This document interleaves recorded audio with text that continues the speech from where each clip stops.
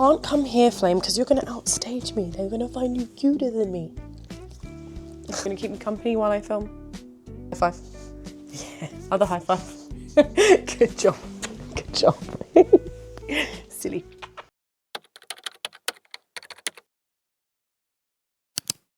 Hi friends, how are we all doing? Welcome to my May wrap up of books.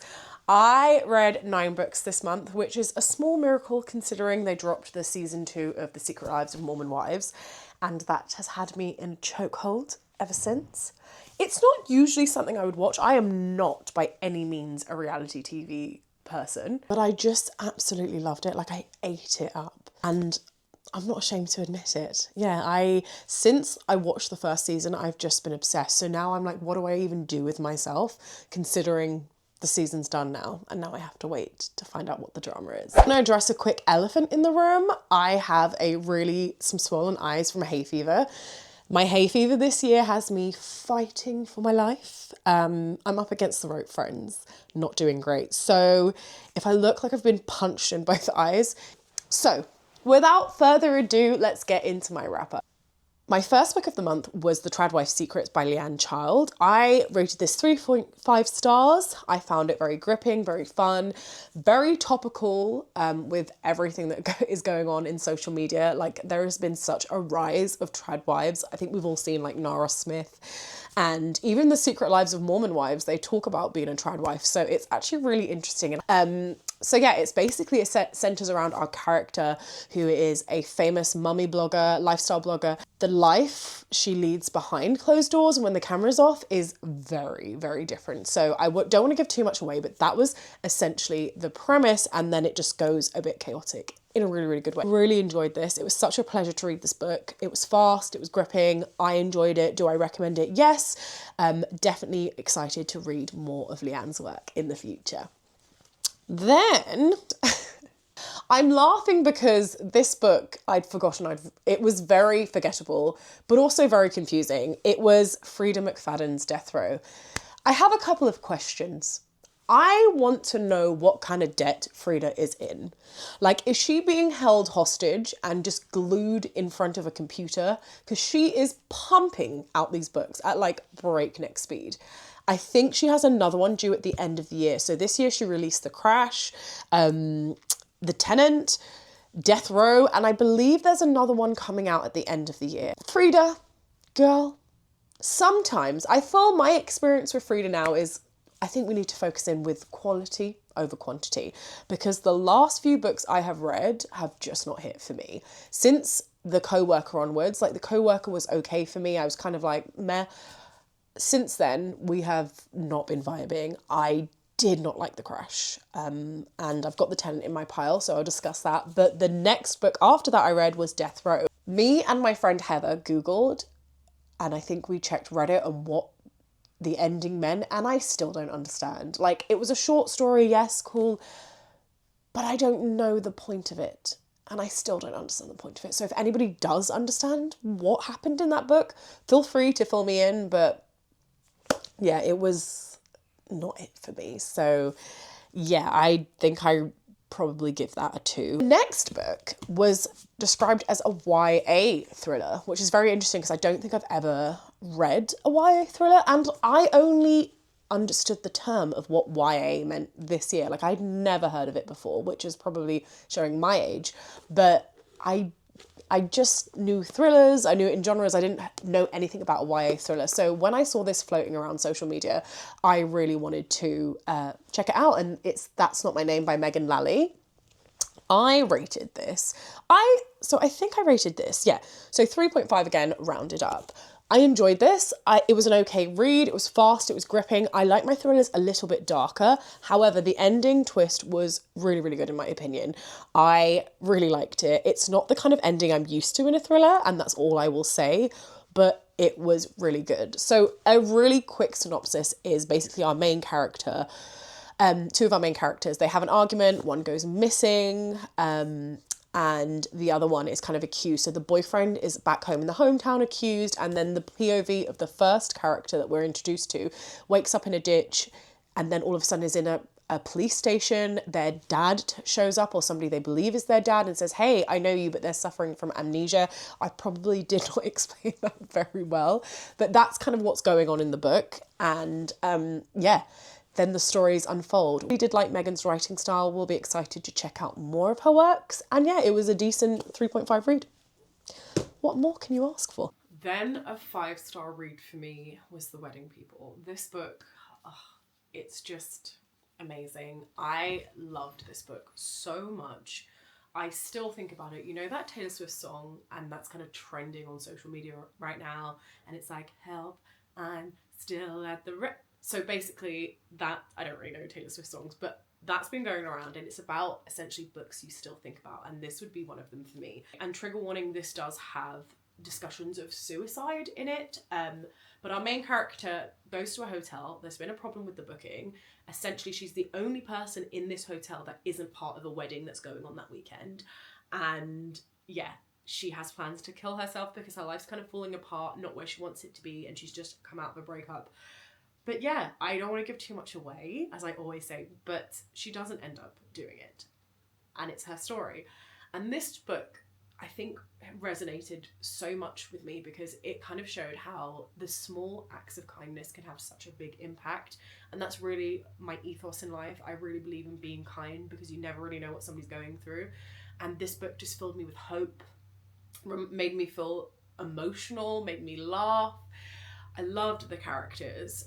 Yeah, it played out like a movie in my head, and I would do anything to see this become a movie. So yeah, I absolutely loved this. Classic Blaze style. I totally forgot to put my mic back on.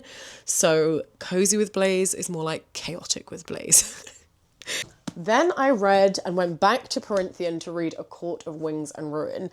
I really enjoyed this book. This is another 5-star. The Wedding People is probably my #1 pick of that month. But this is the second. I'm one of the minority where I find ACOTAR better than A Court of Mist and Fury. Like, I just still love A Court of Thorns and Roses so much. It was January when I read it. We just come out of Christmas. Everybody's a bit down afterwards because, you know, we're broke from Christmas. Everyone's kind of hibernating. Our dog was really sick and we couldn't really leave the house. And I remember just wanting to kind of escape all the stuff that was going on. And I picked up ACOTAR and it was just so magical. And I still remember how I felt when I read it. So it will always have a special place in my heart. I have the special edition up there and I just love it. So when I read A Court of Mist and Fury and everybody prefers that book, I enjoyed it. I rated it 3.54, but it just didn't slap the same. Like, it was good, but I still loved ACOTAR more. I know I'm the minority in that one because most people like the second one. Then I read the third one and yeah, I was like, wow, this is so good. I buddy read all of the ACOTAR series with my friend Heather, and we are very much aligned with our thoughts. So we'll do like 50 pages a day and then we talk about what happened in the 50 pages, and in the weekends we read more. This is just like what I want. There is just the right level of everything. I'm not into smut.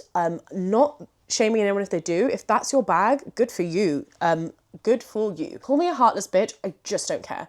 I just want the fantasy. So I am realizing like what I like about fantasy, but this just struck the right balance for me. It was kind of everything. I didn't mind the relationship parts. I do think if people are dying outside your tent, perhaps getting dicked down is maybe not the best way to go. So that was wild. But it didn't take away. I was like, no, it wouldn't be my personal choice. But, so yeah, really enjoyed this one. Okay. My pleasure. Siri. Let me put my phone on silent because so many people are trying to contact me, which is never usually the case. Like, why am I so reachable right now? Let me put this on silent. I'm going to put it on D&D. I didn't get that. Then 2 of these books are actually picked by my book club. I read May's pick and June's pick in the same month because they were both quite short reads. So the first one was The Cat Who Saved the Books. This is my first book of this style. I enjoyed it. I rated this, I believe, 3.5 maybe.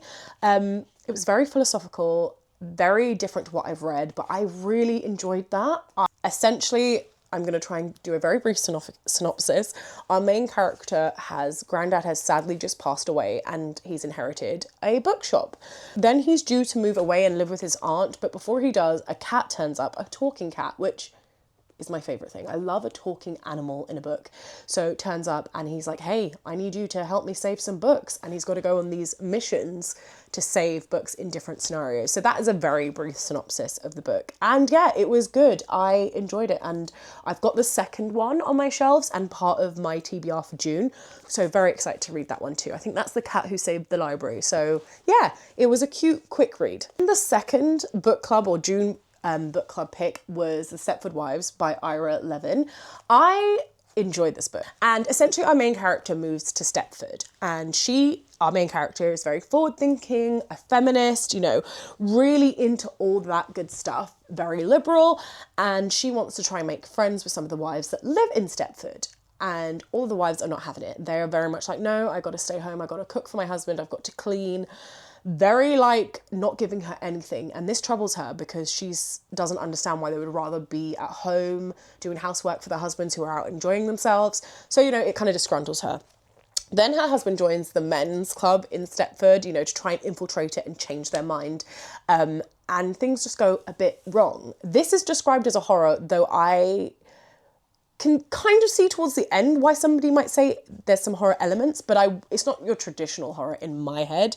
There's definitely a tense feeling, like something's building throughout it. But yeah, I wouldn't necessarily say I was scared at any point in this book. It's a really quick read. What was it, like 140 pages? Maybe even less. It's a really quick read. It made me angry in points. And I also find it very topical, again, with everything that's going on in certain parts of the world.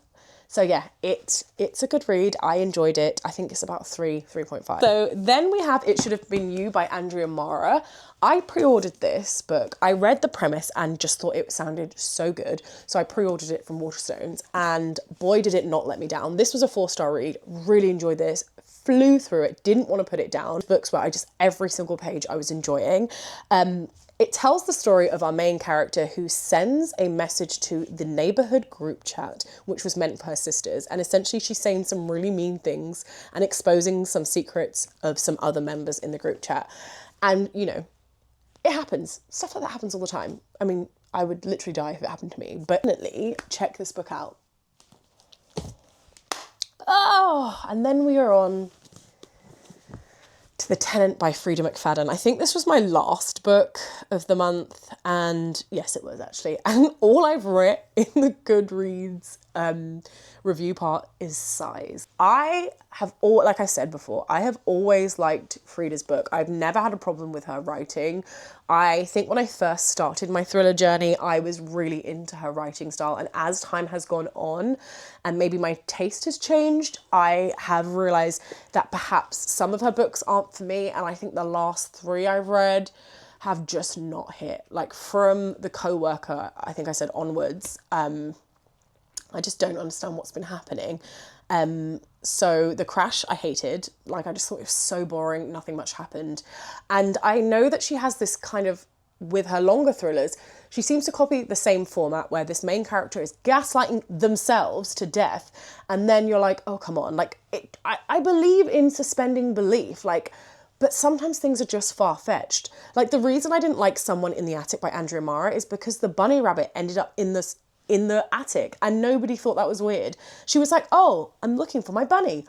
It's in the attic. Oh, that's totally normal. That's not creepy at all. I shouldn't burn my house to the ground because clearly somebody is fucking with me. Like, my animal ended up in the attic, I would be mortified and call the police. So I feel like in these books, you have to suspend too much belief for me. Like, I know reading is very subjective and not all of it has to be realistic. I don't read to find potholes, but there were just too many. And I just felt like it was very samey. Definitely think a lot of people will enjoy this. And I'm not saying don't read it. It just wasn't for me. The last few books are just, yeah. And I don't know if I'll be partaking in the one at the end of the year. I think me and her just need a break so we can come back and be like besties again. But for now, Frida girl, I'm sorry. You are not it. No, that's mean. Who am I? Like, the fact that somebody's even written a book is amazing. Or 17 in the year. But yeah. Not for me. So thank you so much for watching my May wrap up. This is my first YouTube wrap up and probably not without its faults. I will be honest, I have recorded a couple of clips a million times because I forgot the mic to turn the mic on. I forgot to film. I thought I was filming when I wasn't. It's all a process. It's a growing and learning process for me. I have felt like this is something I've wanted to do for a while. I used to have a YouTube in 2015 and I just let my insecurities get to me and stop me doing something I loved, which is making videos. And I don't want to have any regrets. I really want to believe in myself a bit more and put myself out there a bit more. But also the amazing support I've had on Bookstagram has 100% helped me get to this place. I never thought I'd do something like this, like I said, but the support and the encouragement has been, well, it's just meant absolutely everything to me. And I say it so much, but it really does mean the world to me. These aren't just empty words. I'm so incredibly grateful for every single person who's shared, liked, everything. Every single interaction I have on that app means everything to me and I'm just so lucky. So thank you, and thank you for everyone who's here, watched this video, got this far. If you like it, I'd love if you could like this video, share if you want, subscribe if you want. You can see I'm not very good at self-promotion, but you know, I want people to be here because they want to be here. So thank you so much for watching. We'll get there, friends. I'll get better with these videos and hopefully they'll be a bit more polished soon. But yeah, I hope you all have a lovely week and lots of love.